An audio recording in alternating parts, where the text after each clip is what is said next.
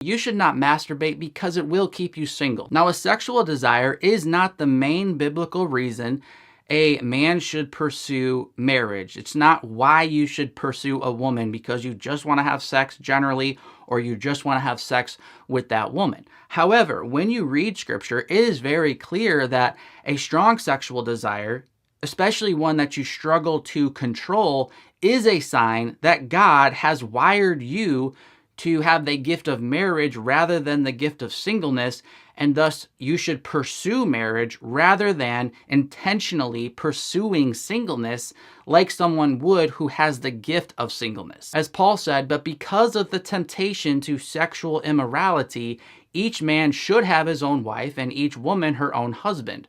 To the unmarried and the widows, I say that it is good for them to remain single, as I am. But if they cannot exercise self-control, they should marry, for it is better to marry than to burn with passion. So a sexual desire that you don't quench through masturbation is given to you by God as a way of motivating you to pursue marriage. And I'm not just saying the sexual desire to have sex is why you should pursue marriage. Rather, your sexual desire is directly attached to your mind and your heart.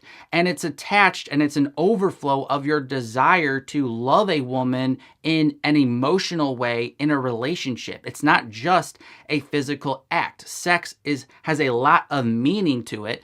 And the sexual desires you have mean more than just, oh, you have a biological urge to, have an orgasm. That's not what you are truly experiencing at the heart of those sexual desires. At the heart of those sexual desires, you have a longing to love a woman in marriage, and that gets overflowed and expressed through your sexual desires. So having said that, when you tap into that sexual desire and release that sexual desire, you're also releasing the things that are supposed to come along with that, like the emotional desire, the relationship desire to pursue a woman.